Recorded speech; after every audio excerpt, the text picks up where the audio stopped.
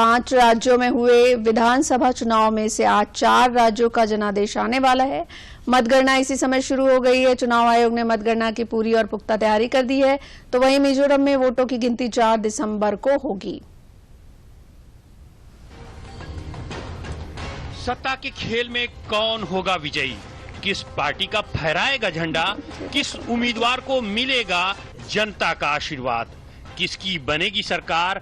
ऐसे कितने ही सवालों का मिलेगा जवाब। मतगणना की सभी तैयारियां पूरी हो चुकी हैं। सुरक्षा के चाक चौबंद प्रबंध के बीच सुबह जब ईवीएम खुलेंगी तो उससे उम्मीदवारों के राजनीतिक बही खाता बाहर आएंगे। मतों की गिनती सुबह 8 बजे से शुरू होगी। छत्तीसगढ़ में विधानसभा चुनाव की सभी 90 सीटों पर मतदान प्रक्रिया 7 नवंबर और 17 नवंबर को 2 चरणों में संपन्न हुई थी। यहां कांग्रेस की भूपेश बघेल सरकार के सामने अपना किला बचाने की चुनौती है, तो वहीं भाजपा इस राज्य पर फिर से विजय पताका फहराने के लिए पूरा दमखम लगाती नजर आ रही है। राज्य में मतगणना के लिए प्रत्येक विधानसभा क्षेत्र के लिए 14 टेबल लगाए गए हैं। मतों की गिनती पोस्टल बैलेट से शुरू होगी। ईटीबीपीएस द्वारा प्राप्त मतों को गिनने के लिए क्यूआर कोड स्कैनिंग का सहारा लिया जाएगा। 1181 उम्मीदवारों का भाग्य तय करने के दिन ड्यूटी पर लगभग 12,000 कर्मचारी तैनात रहेंगे। पूरे मतगणना प्रक्रिया का एक सीसीटीवी कवरेज रहेगा और वो वीवीपैट काउंटिंग बूथ जो पृथक से बनाया जाता है, वीसीबी कहलाता है, उसका भी जो है सीसीटीवी कवरेज उसके लिए पृथक से कैमरा से किया जाएगा। उधर मध्य प्रदेश में भी मतगणना की सभी तैयारियां पूरी कर ली गई हैं। सामान्यतः एक विधानसभा के लिए 14 टेबल लगाए गए हैं। हालांकि कुछ विधानसभा ऐसी हैं जहां मतदान केंद्रों की संख्या बहुत ज्यादा है, इसलिए वहां इससे अधिक टेबल भी लगाए गए हैं। कुछ विधानसभा में टेबलों की संख्या 21 तक है। मध्य प्रदेश में 77.82% मतदान हुआ है, जो कि 2018 की तुलना में 2.19% अधिक है। एमपी में मुख्य मुकाबला भाजपा और कांग्रेस के बीच है। जहां भाजपा सत्ता को बचाए रखने की हर संभव कोशिश कर रही है, वहीं कांग्रेस जीत के लिए जद्दोजहद करती नजर आ रही है। स्ट्रांग रूम से मतदान करने की जगह जो निर्धारित जगह है वहां पे ले जाने के लिए सीएपीएफ की व्यवस्था है। पूरी तरह से जो सेंट्रल पैरामिलिट्री फोर्स, जो आर्म्ड फोर्सेज हैं, उनको इसके लिए तैनात किया। राजस्थान की कुर्सी किसकी होगी? राज्य में भाजपा कांग्रेस की अशोक गहलोत सरकार से सत्ता छीनने की लड़ाई में बहुत मजबूत नजर आ रही है। यहां भी मतगणना की सभी तैयारियां पूरी कर ली गई हैं। सुरक्षा के सभी इंतजाम पुख्ता कर लिए गए हैं। सीएपीएफ और आरएसी की 175 कंपनियां तैनात रहेंगी। राज्य की 200 में से 199 सीटों पर मतदान हुआ था। जयपुर, जोधपुर और नागौर में 2-2 केंद्रों पर और शेष 30 निर्वाचन जिलों में 1-1 केंद्र पर वोटों की गिनती की जाएगी। शिव जो विधानसभा क्षेत्र है उसमें 34 राउंड में गणना होगी, मतगणना होगी, 34 राउंड लगेंगे। और अजमेर साउथ है जिसमें कि 14 राउंड में मतगणना पूर्ण होगी। तो इस तरह से 14 राउंड से लेकर 34 राउंड होगा। ज्यादातर राउंड 20-21 के आसपास है। 25 से ऊपर केवल 9 विधानसभा में राउंड है। उधर पूर्वोत्तर राज्य मिजोरम में मतगणना की तारीख में बदलाव किया गया है। अब यहां 4 दिसंबर को मतगणना होगी। अलग अलग क्षेत्रों से आए सुझाव के बाद चुनाव आयोग ने वोटों की गिनती की तारीख में बदलाव किया है। ECI agreed to the request of the social organizations and political parties, and the counting date has been advanced by 1 day. So the other 4 states will be counting the votes on Sunday and will be counting on the next day, that is Monday, December 4. वहीं तेलंगाना में 30 नवंबर को 119 सदस्यीय विधानसभा के लिए हुए चुनाव के मतों की गणना की सभी तैयारियां पूरी कर ली गई हैं। तेलंगाना में सत्तारूढ़ बीआरएस को कांग्रेस और भाजपा से कड़ी चुनौती मिलती दिख रही है। Bureau report, DD news. सोमवार से संसद के शीतकालीन सत्र शुरू होने से पहले सरकार की ओर सर्वदलीय बैठक बुलाई गई, जिसमें तमाम दलों ने शिरकत की। सरकार ने 19 विधेयकों को अपने एजेंडे में जगह दी है, तो विपक्षी दल सरकार को कई अन्य मुद्दों पर घेरने की बात कह रहे हैं। संसद के शीतकालीन सत्र के पहले शनिवार को विभिन्न दलों के सदन के नेताओं की बैठक हुई। सरकार द्वारा बुलाई गई इस बैठक में रक्षा मंत्री राजनाथ सिंह, संसदीय कार्य मंत्री प्रहलाद जोशी सहित विभिन्न दलों के नेताओं ने हिस्सा लिया। बैठक के दौरान सत्ता पक्ष की तरफ से विधायी एजेंडे को साझा किया गया। विपक्षी दलों से सत्र के दौरान सहयोग की अपील भी की गई। संसदीय कार्य मंत्री प्रहलाद जोशी ने कहा कि सत्तापक्ष और सरकार सभी अहम विषयों पर नियमों के तहत चर्चा को तैयार हैं। कई सजेशन आए हैं शॉर्ट ड्यूरेशन के लिए, कॉलिंग अटेंशन के लिए और 0 ओवर के लिए, ऐसे कुछ उनका डिमांड है। 0 ओवर तो हम चलाते ही आए हैं, दोनों सदनों में 0 ओवर तो हम ऑलमोस्ट 99% रेगुलरली हमने चलाते आए हैं।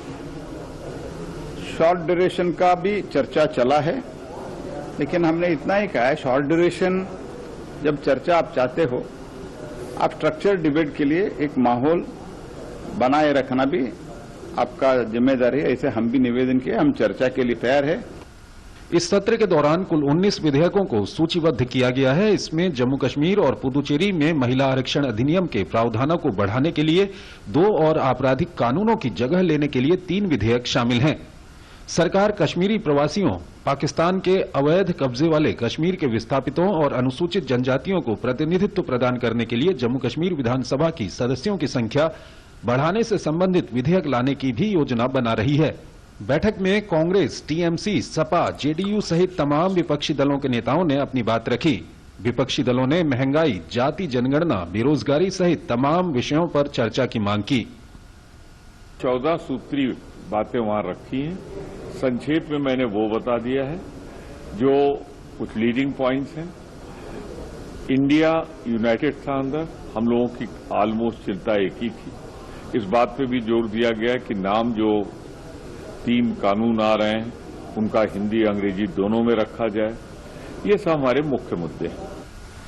संसद का शीतकालीन सत्र 4 दिसंबर से शुरू होकर 22 दिसंबर तक चलेगा। मौजूदा लोकसभा का ये अंतिम पूर्णकालिक सत्र है, लिहाजा सत्ता पक्ष हो या विपक्ष, दोनों के लिए ये बेहद खास रहने की उम्मीद है। मुख्यमंत्री योगी आदित्यनाथ ने कहा है कि सड़क दुर्घटनाओं में होने वाली मौतों को रोकना बड़ा चैलेंज है। अधिकांश दुर्घटनाएं ओवर स्पीडिंग के कारण होती हैं। ड्राइवर दक्ष या कुशल ना हो तब भी ये दुर्घटना होती हैं। सीएम ने चिंता जताते हुए एक व्यक्ति की जान बचाने का आह्वान किया। उन्होंने सड़क सुरक्षा और जन जागरूकता पर जोर देते हुए कहा कि कोरोना में 2 वर्ष में 24,000 से कम लोगों की मृत्यु हुई, जबकि सड़क दुर्घटना में प्रतिवर्ष यूपी में 20-22,000 लोगों की मौत होती है। थोड़े प्रयास से अमूल्य जान बचाई जा सकती है। सीएम योगी ने अपने सरकारी आवास पर 50 बस, 38 इंटरसेप्टर वाहन और 12 पब्लिसिटी वैन को हरी झंडी दिखाई।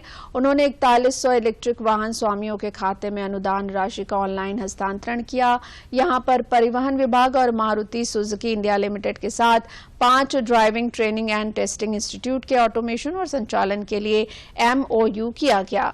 वहीं सीएम के समक्ष महिला चालकों के प्रशिक्षण के लिए उत्तर प्रदेश कौशल विकास मिशन और उत्तर प्रदेश राज्य ग्रामीण आजीविका मिशन के साथ भी समझौता ज्ञापन हुआ। सीएम ने यूपी की बेहतरीन EV पॉलिसी के बारे में भी बताया।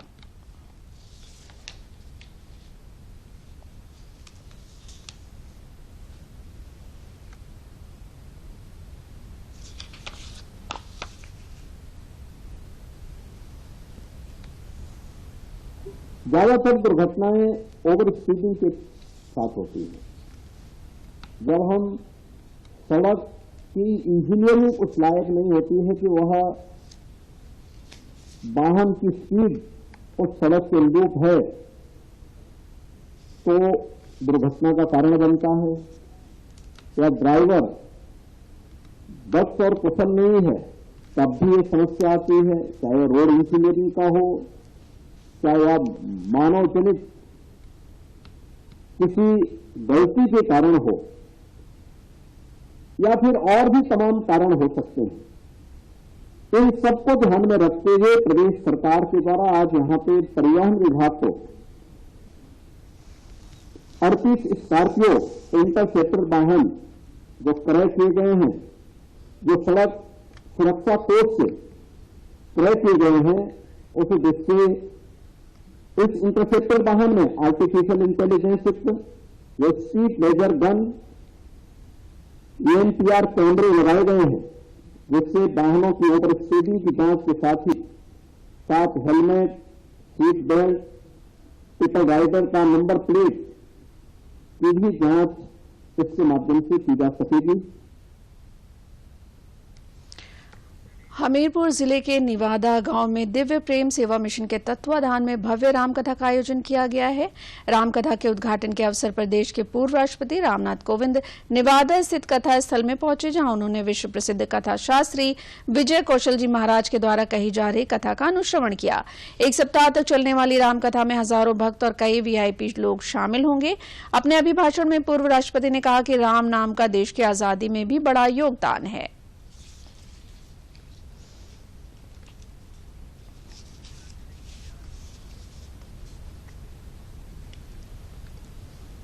कहा जाता है कि प्रभु श्री राम की कृपा होती है, उसी स्थान पर श्री राम कथा आयोजन संभव हो पाता। मनुष्य को भगवान की कथा सुनने का अवसर बड़े भाग्य से मिलता है। जब प्रभु की कृपा मनुष्य पर होती है तो वो अपने आप मंदिर की ओर, राम कथा स्थल की ओर और सत्संग की ओर खिंचा चला आता है।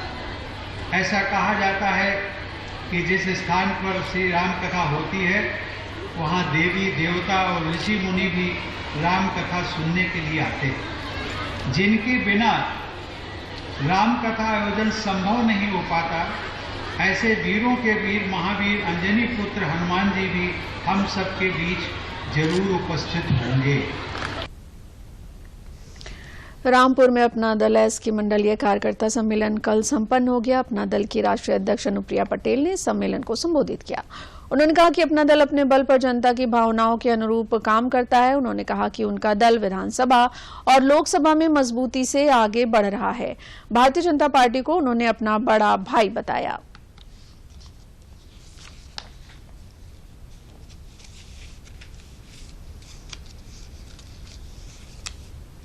कि जिले के निवासियों के जीवन में सुधार हो।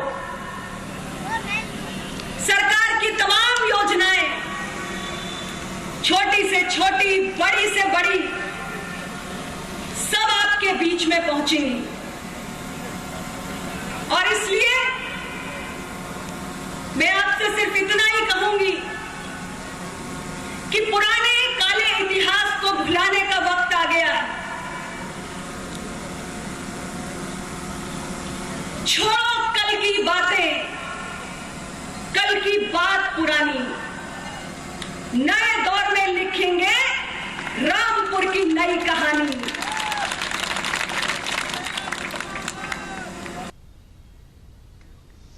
उत्तर प्रदेश के अल्पसंख्यक कल्याण मंत्री दानिश आजाद अंसारी ने अखिल भारतीय विद्यार्थी परिषद की तरफ से प्रतिभा सम्मान समारोह में बतौर मुख्य अतिथि शिरकत की। ये एक सराहनीय कदम है कि प्रतिभावान छात्र छात्राओं को सम्मानित किया जाता है।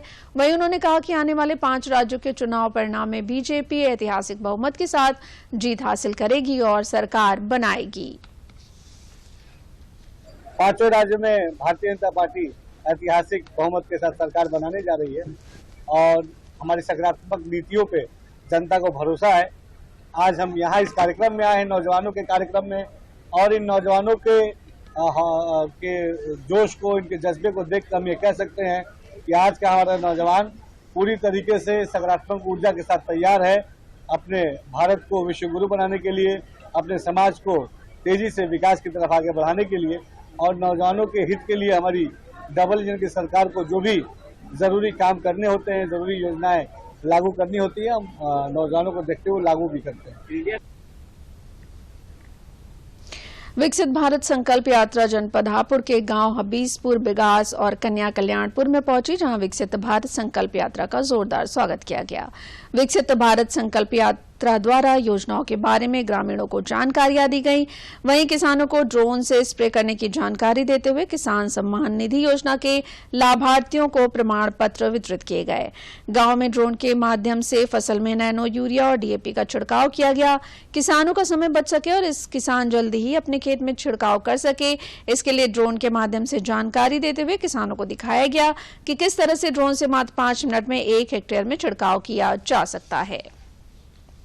उनका ये एक तरह से प्रदर्शन दिखाया जा रहा है और ये ड्रोन हमारे जो सभी गांव में जैसे समूह दीदी को भी अपना एग्री जंक्शन वालों को इको क्राफ्टो के माध्यम से, कृषि विज्ञान केंद्र के माध्यम से भी इनको संचालित किया जाएगा।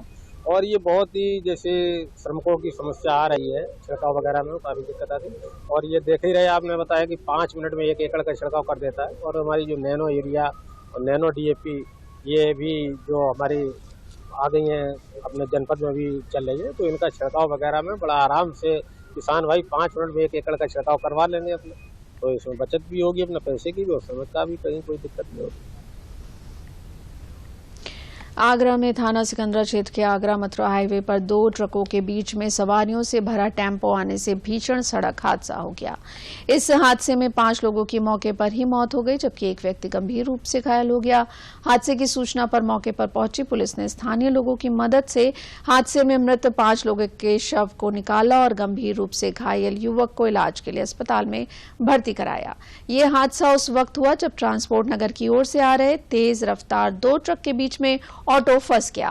पुलिस ने सभी मृतकों के शव को कब्जे में लेकर पोस्टमार्टम के लिए भिजवाया। वहीं ट्रक को कब्जे में ले लिया गया है।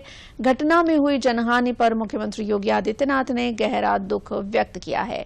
घायलों के उपचार के लिए सीएम योगी ने निर्देश दिए हैं।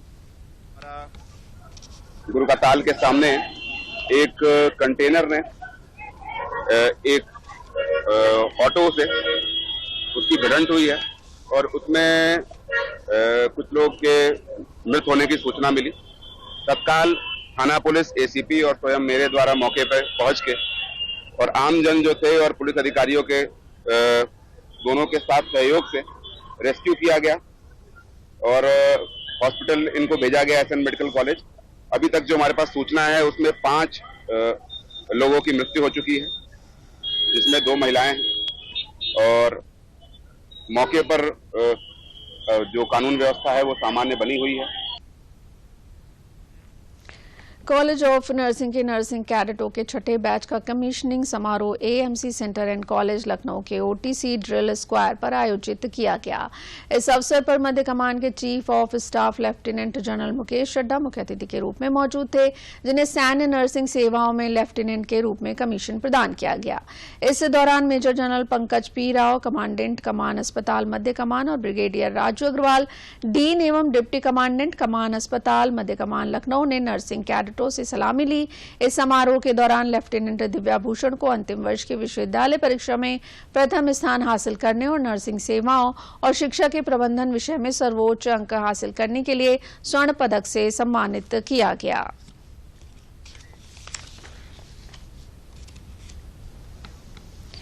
चित्रकूट में भाई से भाई के प्रेम का संदेश लेकर राम जन्मभूमि अयोध्या के मणिराम छावनी से प्रतिवर्ष की भांति इस वर्ष भी महंत कमल नयन दास महाराज के नेतृत्व में भरत जी व शत्रुघ्न जी के स्वरूप सहित अयोध्या के साधु संतों एवं कई प्रांतों से आए सैकड़ों श्रद्धालुओं के साथ निकली भरत यात्रा राम वनगमन मार्ग से होते हुए धर्मनगरी चित्रकूट पहुंची, जहां स्थानीय संत समाज द्वारा भव्य स्वागत किया गया। वहीं भरत यात्रा द्वारा कामतगिरी की परिक्रमा करते हुए वनवास काल में प्रभु राम और भरत मिलन के गवाह परिक्रमा पथ स्थित स्थल भरत मिलाप मंदिर में प्रभु राम और भरत के मिलन की लीला का भावपूर्ण मंचन किया गया।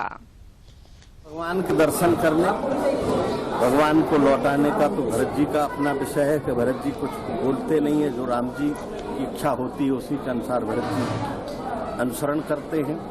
तो 11.5 वर्ष पुनः भगवान की लीला में भगवान को जाना था, इसलिए भरत जी को चरणपाद का इसी स्थान से प्रभु कर कृपा पावड़ी दीनी, यहाँ से भरत जी खड़ाऊ लेकर के अभी आपके सामने निकले हैं। तो अनंत साधुओं का संगम, बहुत साधु संतों के साथ भरत जी, क्योंकि भरत जी किसी को छोड़ ही नहीं सकते, भरत जी महान साधु हैं। समय की विषमता को देखते हुए 1973 में पूज्य श्री प्रभुदत्त जी ब्रह्मचारी जी महाराज, पूज्य श्री गुरुदेव जी महाराज विचार करके भगवान श्री राम जी के आदर्श चरित्र, प्रेम मूर्ति श्री भरत जी के चरित्र को जन जन तक पहुंचाया जाए। परिवार में, समाज में जो विषमता चल रही है वो विषमता दूर हो, राम जी को मनाने के लिए आए हैं। 29 नवंबर को यात्रा प्रतिवर्ष चलती है और चित्रकूट में यहाँ पर राम जी को मनाने आते हैं और उनकी खड़ाऊ लेके वापस जाते हैं। बहुत अच्छा लगा। हमारी संस्कृति जो है इसको बच्चे सीखते हैं, हम बच्चों को बताते हैं, जो हम जानेंगे तो बच्चे जानेंगे। श्री राम जब यहाँ वन में चित्रकूट में बैठे थे और भरत जी आए होंगे मिलने, तो ऐसा लगा, ऐसा महसूस हुआ, वो चित्र एकदम सामने उभर कर आ गया, जैसे लग रहा था कि एकदम सजीव चित्रण किया जा रहा है। भरत जी श्री रामचंद्र जी को, श्री राम दौड़ते हुए पकड़ के उनको ऐसे रोते हैं, वही पहले वाली भावना मन में उठ गई और सारे लोग यहाँ जो उपस्थित है उनकी आंखों से झरझर आंसू बहने लगे। कहते हैं कि शौक से बड़ी कोई दूसरी चीज नहीं होती है। इंसान अपने शौक को पूरा करने के लिए क्या कुछ नहीं करता है। कई बार लोग ऐसे अजीबो गरीब शौक पाल लेते हैं कि उनके नाम कई रिकॉर्ड भी दर्ज हो जाते हैं।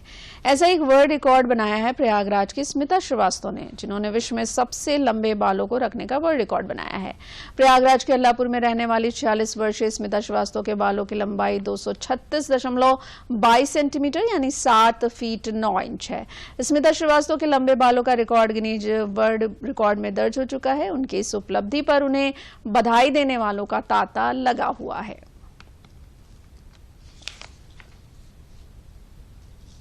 और भी मैंने दुनिया का सबसे बड़ा रिकॉर्ड जो था गिनीज वर्ल्ड रिकॉर्ड बना लिया है। मेरे बालों की लेंथ इस समय 7 फीट 9 इंचेस का मेरा रिकॉर्ड बना है।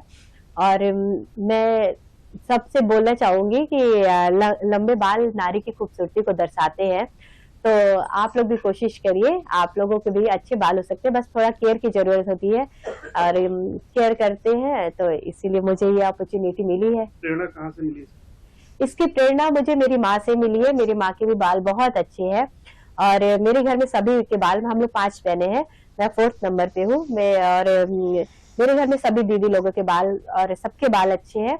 तो इसकी प्रेरणा मेरी मम्मा से मिली। और 80s की हीरोइन जो रहती थी, तो हम लोग छोटे छोटे थे, टीवी देखते थे, तो उस समय उनके बाल भी हम लोगों को बहुत आकर्षित करते थे। लंबी लंबी चोटियां होती थी, परांदे लगे रहते थे साड़ियों में, तो उससे हमको लगता था कि काश हमारे भी इतने अच्छे इतने सुंदर बाल होते कि हम लोगों की भी चोटियां होती।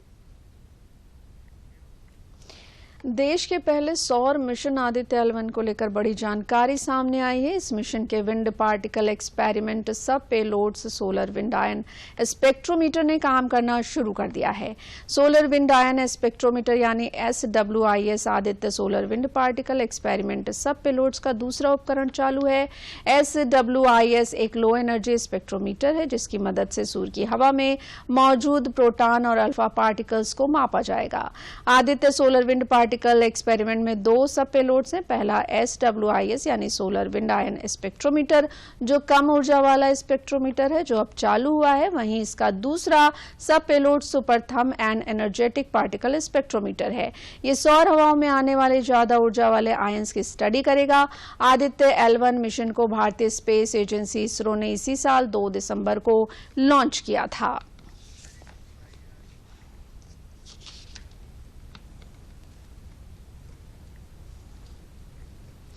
सरकार ने फर्जी खबरें और गलत सूचना पहुंचाने वाले 9 यूट्यूब चैनल का भंडाफोड़ किया है। इन 9 चैनलों में बजरंग एजुकेशन, आपके गुरुजी, बीजे न्यूज, सनसनी live TV, GVT news, daily study, Bharat Ekta news, अब बोलेगा भारत और सरकारी योजना ऑफिशियल हैं। PIB फैक्ट चेक यूनिट ने इन चैनलों द्वारा फैलाई गई झूठी सूचनाओं की 9 अलग अलग थ्रेड में कई तथ्यों की जांच की है। ये चैनल देश में गलत सूचनाएं प्रसारित कर रहे थे।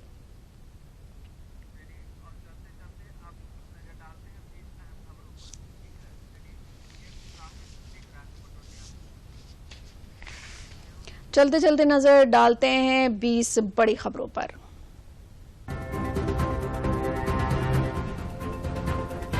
पांच राज्यों में हुए विधानसभा चुनाव में से 4 राज्यों के नतीजे आ जाएंगे, जबकि मिजोरम के परिणाम 4 दिसंबर को आएंगे।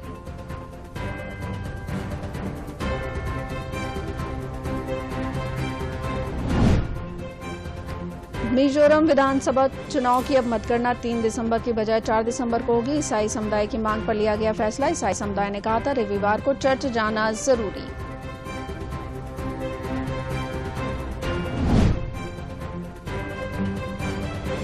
मुख्यमंत्री योगी आदित्यनाथ ने शनिवार को यहां निर्माणाधीन मर्यादा पुरुषोत्तम श्रीराम अंतर्राष्ट्रीय एयरपोर्ट का निरीक्षण किया। मुख्यमंत्री और केंद्रीय मंत्रियों ने अधिकारियों के साथ समीक्षा बैठक की। लखनऊ में परिवहन विभाग और मारुति सुजुकी इंडिया लिमिटेड के साथ 5 driving training and testing institute के ऑटोमेशन व संचालन के लिए हुआ AMU। वहीं महिला चालकों के प्रशिक्षण के लिए भी हुआ समझौता। नए साल में लखनऊ से ट्रेनों का सफर अब और हो जाएगा आसान। रेलवे प्रशासन ने लखनऊ से 5 नई ट्रेन चलाने की तैयारी की है।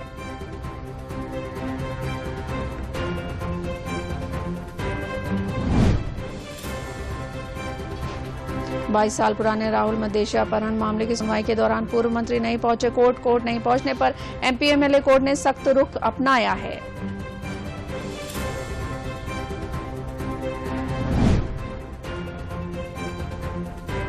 नगर विकास विभाग की आकांक्षी योजना के तहत CM फेलोशिप प्रोग्राम के आवेदन की प्रक्रिया जल्द शुरू होगी। युवाओं को आकांक्षी नगर योजना के तहत राज्य सरकार के साथ मिलकर नीति प्रबंधन, क्रियान्वयन व मॉनिटरिंग कार्य में सक्रिय भागीदारी का अवसर प्रदान किया जाएगा। दुर्घटनाओं में बड़ी संख्या में होने वाली मौतों पर चिंता व्यक्त करते हुए मुख्यमंत्री योगी आदित्यनाथ ने इसमें कमी लाने के लिए जागरूकता, रोड इंजीनियरिंग, शिक्षा प्रवर्तन और इमरजेंसी केयर पर जोर देने का निर्देश दिया है। रामपुर में अपना दल एस की राष्ट्रीय अध्यक्ष अनुप्रिया पटेल ने पूर्व मंत्री आजम खां पर निशाना साधते हुए कहा कि यहां की जनता ने जिन्हें मौका दिया, जिन पर भरोसा जताया, वे अपना दायित्व भूल गए।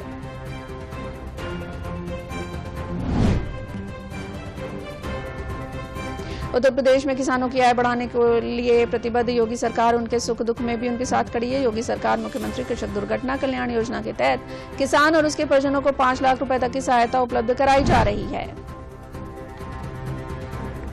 देश के युवाओं को नशे में धकेलने वाले मादक पदार्थों के सौदागरों पर यूपी सरकार कहर बनकर बरस रही है। अवैध नशे के सौदागरों पर योगी सरकार द्वारा की गई कार्रवाई ने उनकी कमर तोड़कर रख दी है। इलाहाबाद हाईकोर्ट ने गौ हत्या के मामले में पुलिस कमिश्नर प्रयागराज रमित शर्मा द्वारा दी गई जानकारी पर असंतोष जताया और प्रदेश के गृह सचिव को प्रयागराज सहित पूरे प्रदेश में दर्ज प्राथमिकी का ब्यौरा उपलब्ध कराने का निर्देश दिया है। कानपुर में शनिवार रात केमिकल फैक्ट्री और टोस्ट 2 फैक्ट्रियों में भीषण आग लग गई। टोस्ट फैक्ट्री की आग ने केमिकल फैक्ट्री को भी अपनी चपेट में ले लिया। मौके पर पहुंची फायर ब्रिगेड की गाड़ियां आग पर काबू पाने की कोशिश में लगी। इलाहाबाद हाईकोर्ट ने बाहुबली मुख्तार अंसारी के खिलाफ गाजीपुर में शस्त्र लाइसेंस को लेकर चल रहे मुकदमे को वाराणसी MP MLA कोर्ट में ट्रांसफर करने का आदेश दिया है।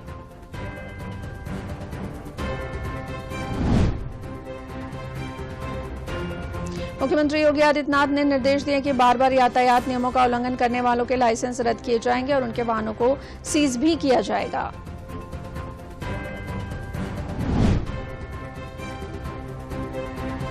नेशनल स्कॉलरशिप पोर्टल पर सत्यापन नहीं होने के कारण आवेदन से वंचित छात्रों के लिए छात्रवृत्ति क्लेम की तिथि 31 दिसंबर तक बढ़ी।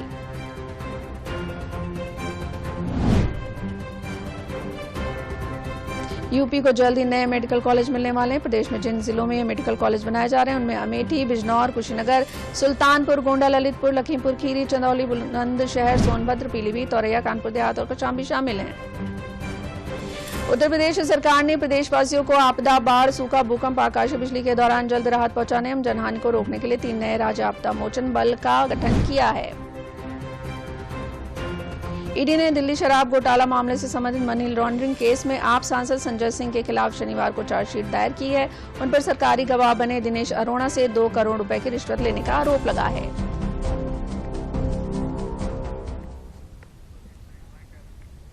इसी के साथ समाचार समाप्त हुए।